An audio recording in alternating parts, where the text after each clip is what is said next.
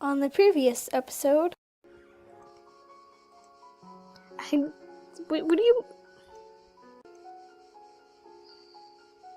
Fuck life. And we continue to play our game. Okay, I found him. Hello. Tell me about Monsignor. I can rightfully say, after all these years, I've never seen a man. Who knows, maybe he doesn't exist. But Mother Elizabeth told me that Monsignor specifically requested he to hire you by letter. I'm flattered. My reputation precedes me, but I still can't tell you anything more about the man. I should let you get out, okay? Have a nice evening, alumnus. Looks like his toolbox. I wonder if there's something useful in there. I might be able to look if I keep him distracted.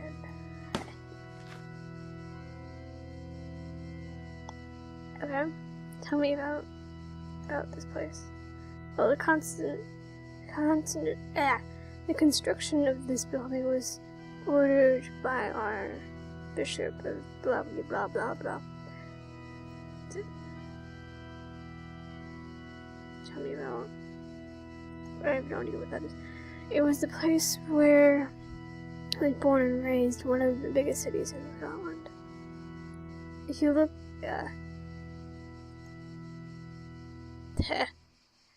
oh, you seem to be a bit distracted, Mr. DeWitt. Oh, don't worry about it. Tell me about Mother Elizabeth. She's pretty strict, I can tell you that much. Mr. DeWitt, don't think she very much likes me, either. I'll leave you to your work. Excuse the interruption, Mr. Baldwin. I'll leave you with your work. Have a nice evening, alumnus, DeWitt. Now let's go open that, 'cause, yo.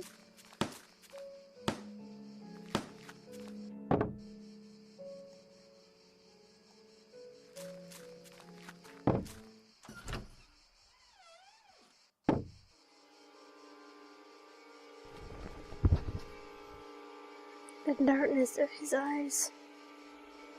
Who is it? His body's petrified. He has a look of sheer terror in his eyes. Oh my god, what has happened? Talk to me. Mother Elizabeth is trying to make him come to his senses. I will now drug you. No, just kidding. Okay. Since she's distracted, we can go into that door now. Yeah. Distracted nuns.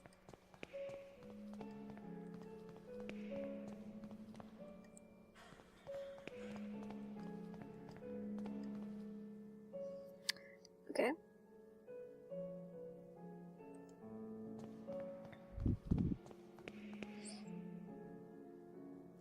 These are the papers of which Mother Elizabeth was working. Okay.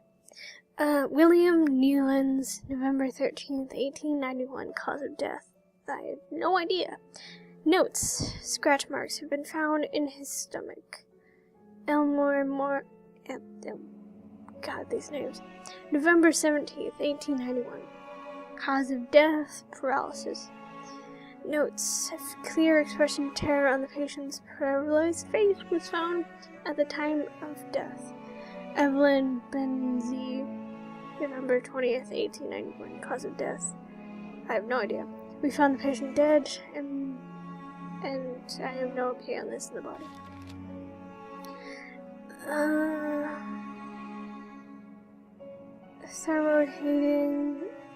Thyroid fever, the patient suffered severe hallucinations, minutes after death, screamed, shock until the tuberculosis. During that autopsy, we found some strange black marks on his fingers. Clyde had known he died while he was sleeping. Respiratory arrest, blank, morphine overdose, patient committed suicide. Patient did not seem to have depressive symptoms or suicide tendencies. Oliver Foster poisoning. The patient was admitted with serious symptoms of poisoning. Okay. Bright, large, ornate key. Take it. Thank you. Now unlock it. Get in there.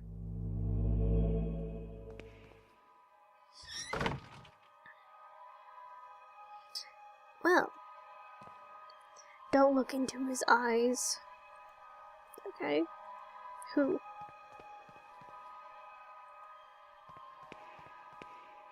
Because the deepest darkness dwells in his eyes. Well, you guys are all creepy finishing each other's sentences. Come in, my son. Do you think we could hide these books from me? They are just classic literature books, Father. Socrates and Aristotle. Silence, instructions of falsehood no mean. Fallacies come from the snake. Now, son, get on your knees and raise your arms. Apologize to the Lord. Pray to the Lord. Num, num, num, num.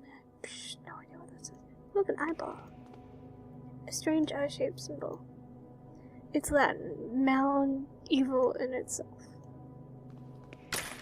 Oh, but strange eye-shaped symbol. What is this? Eye of the bird, what does this mean?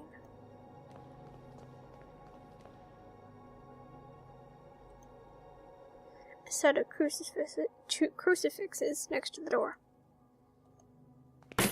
Yep. Knew it. Open the door. Go inside. Okay. Let's think from the beginning.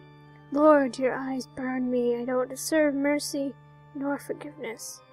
O Lord, have mercy on my soul. Who are you sending me? Is death whom you are handing me over? Has my hourglass already run out of sand? Father Ernest. Ernest? It's been many years since I last heard that name. Since OIC. Father, I'm here to able to remember you have to help me, I beg you. Please, penance, praying, torment.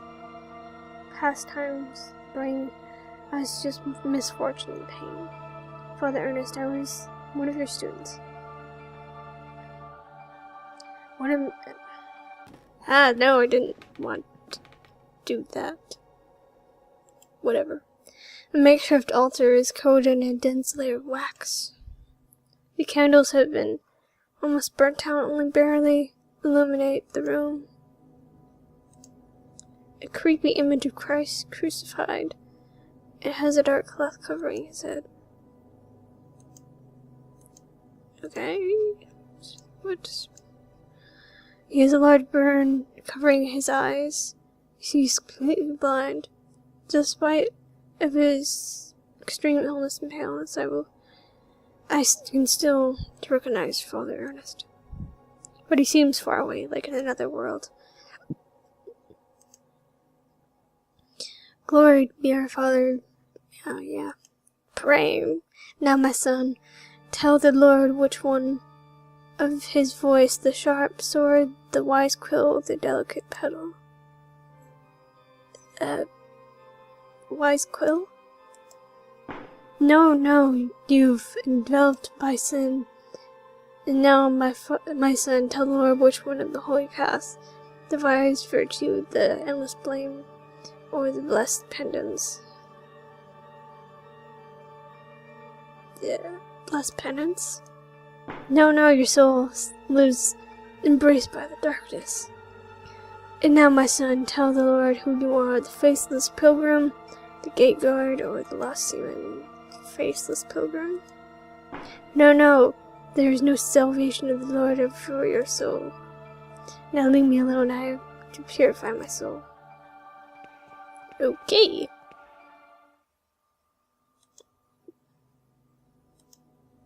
I know you were there. You didn't hear me get out of my room.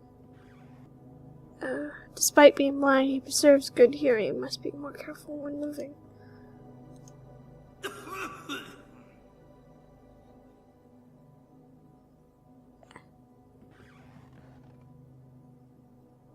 Talk.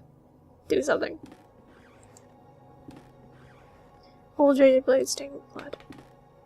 Humble.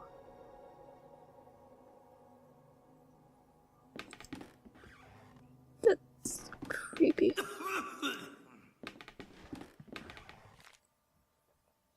Dear God in heaven, I feel for you. Your light is in my eyes, I will burn them for you. Dear God in heaven, I feel myself in you. Your eyes are in my soul, I will burn for you. Dear God in heaven, I feel myself in you. Your sword is in my hands, I will burn them for you. Dear God in heaven, I hate myself in you. My blame is in your heart, I will burn myself for you. I know you're there. Get out.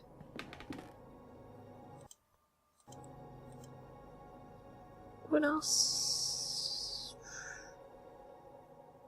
What else do I need from him? Humble.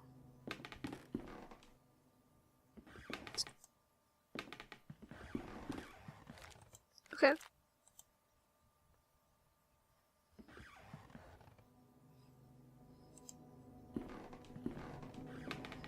The eye watches me.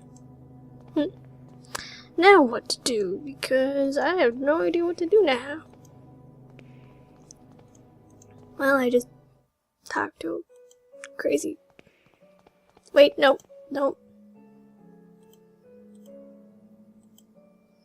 Aha! Yes. I can now cut the tapestry.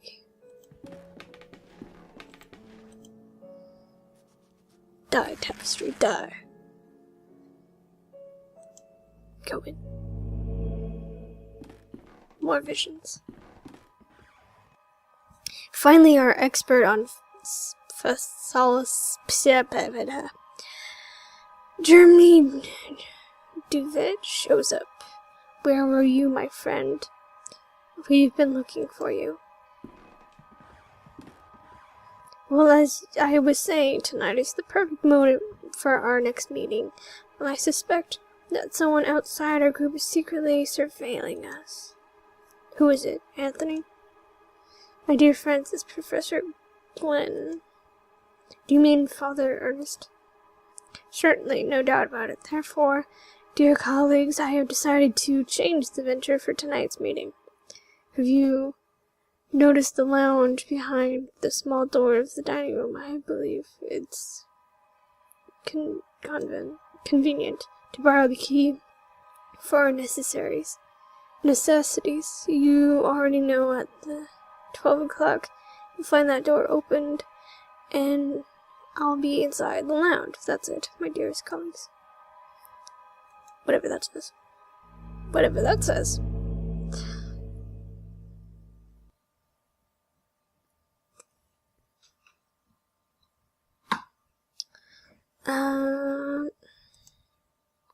Remember that this furniture we used to keep some our personal belongings.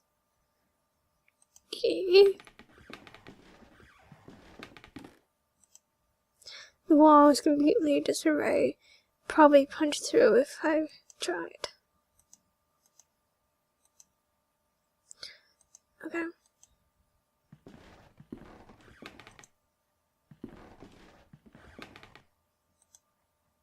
Dusty mirror. Dude. Remember, this is the bed where I used to sleep when I was a student here. Okay. Nap. That's okay. Mr. Rabbit was jumping through the forest in the warm spring afternoon. Wait. Okay. This isn't creepy or anything. When going through a bush, Mr. Rabbit ran into Mr. Wolf, Mr. Vulture, and Mrs. Snake, who were having a heated argument.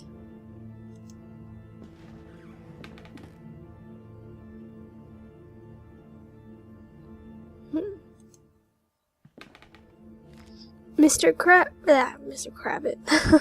Mr. Rabbit, curious, asked them, "Dearest, why are you arguing in this beautiful and cheerful spring afternoon?"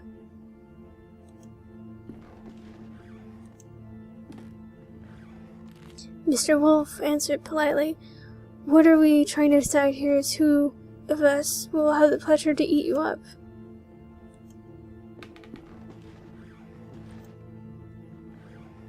Mr. Rabbit, really scared, said, "But I don't want to be eaten, I want to live."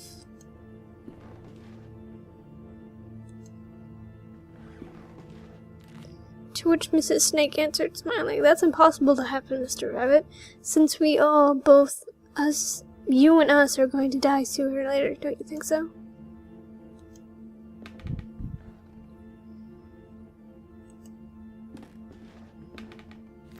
Mr. Vulture added, "Mrs. Snake is right. We should stick to the issue at hand. It's getting late, and as you see, we do not agree. Do you want us to help us decide, Mr. Rabbit, who would you suggest at the time to eat you?"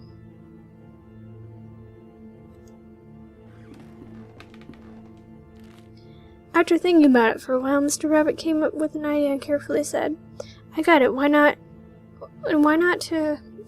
to organize a race? The first who arrives to the forest clearing will have the privilege to eat me. No doubt Mr. Wolf can run at the high speed, but Mr. Vulture can be flying and avoid any obstacle. I'm sure Mrs. Snake knows all the shortcuts within the forest. I guess the competition is balanced. What do you think?"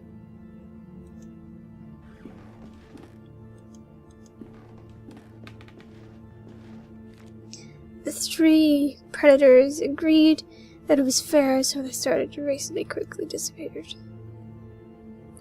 Those were silhouettes, people. And that is blood. Mr. Rabbit, happy to trick them, started running at high speed in the opposite direction of the predator, who, eager to provide their worth, didn't realize the trick.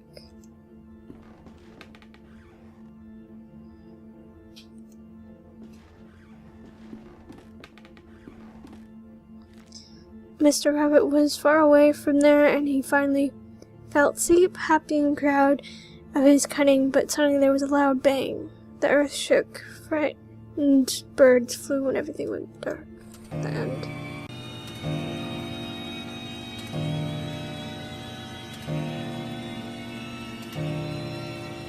I'm gonna go over here, you creepy ass rabbits.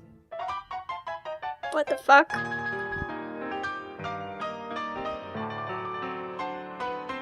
There's something I kept for myself for a long time. And the thing is that I love you. I've always loved you. Since the first time I saw you, since the first time I felt your frozen hands. Each time I move away from you, I miss your glassy, empty, dead eyes. Not creepy or anything. I miss your rough hair, your grayish skin, your stench. But our love just can't be. It's an impossible love.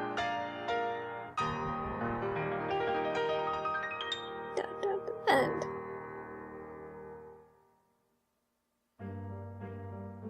No, not again. How long have I been sleeping? What was all that about?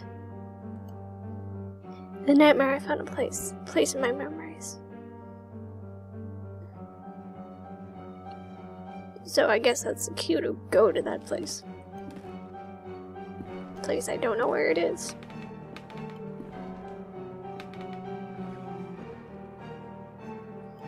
Where am I going? I have no idea. Okay.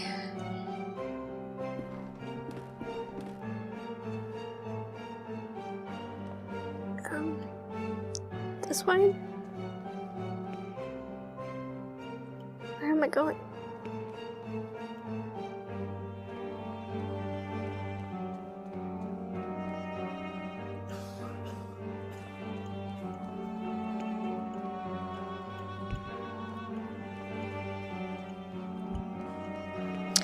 I just want to see if...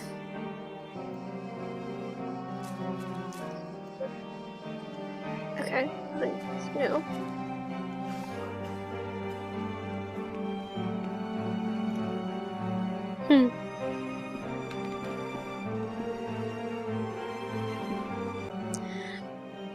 In my disturbing nightmare, I was brought into a spot. It's the trapdoor I saw in the nightmare. From there, here sprouts a horrible stench. There's something down there. That's... Did you see it? Did you see it? It was there, just in front of you. He was screaming. He shakes uncontrollably, his body wrecked with pain. There's only one way to help this suffering.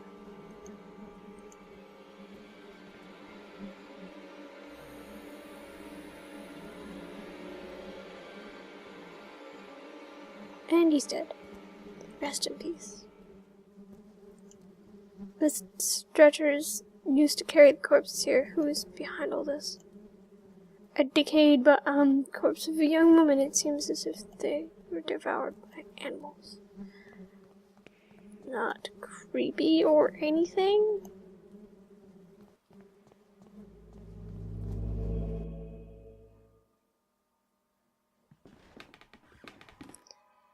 Punctual as always. DeVitt. Now all that remains is to introduce our guest. You may come in now, Professor. Father Ernest. Don't worry, my friend. I invited him to join us this evening. The professor genuinely shares our curiosity. Who better to complete our group than the one most renowned theologists? Moreover, we mustn't ban those who are willing to explore beyond the veil. The moment we have been awaited has now arrived. Please, all of you, take a seat. We shall begin the proceeding.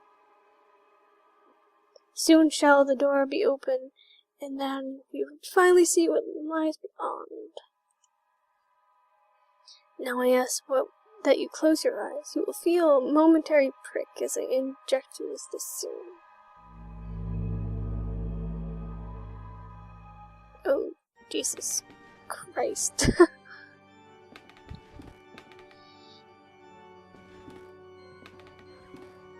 Even after all these years, I have not forgotten your voice. You are the fourth witness. I remember now that. What happened? What is that I saw? The eye of the bird. What happened to us? What is it we witnessed? You must tell me. You must make me understand what my mind cannot fathom. It was our curiosity that damned us. We opened that which should not be opened. In doing so, we shorn the veil that separated our worlds from his. Seeking vision, we were ourselves seen by the eye of the bird. The eye of the bird saw us. It remembers us. It looks for us. It calls us from its dark nest, from its lair. All these years I have attempted to return to it, but I have no strength left. These poor, wretched creatures were too fragile. They lack the sight to return. Not one of them has returned, only us, the four witnesses. Who are the other two? Where are they? They disappeared as you did. I haven't heard from any of you, but I was seized by curiosity. It obscures with my faith and deprives me of sanity. O Lord, forgive me, for I have sinned. Nothing remains. All that is left is surrender. Surrender to him. Gravely have we sinned, and now our only absolution is to burn in the flames. Oh, dear Lord. Valium. In C.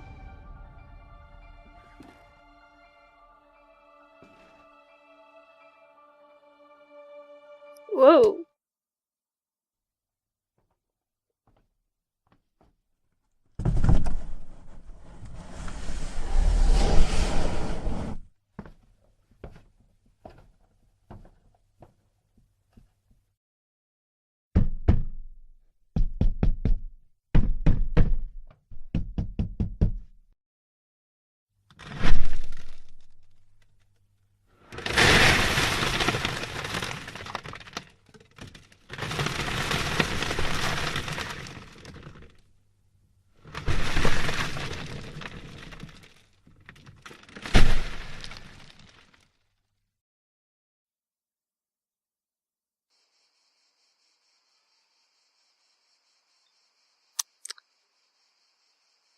The adventure continues in chapter 3.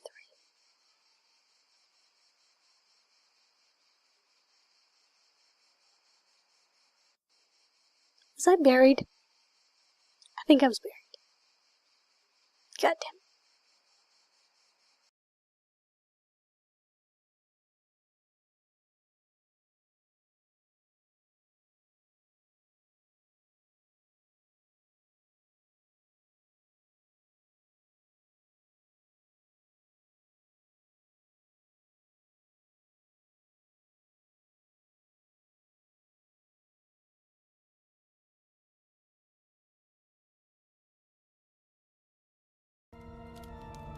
Value in C.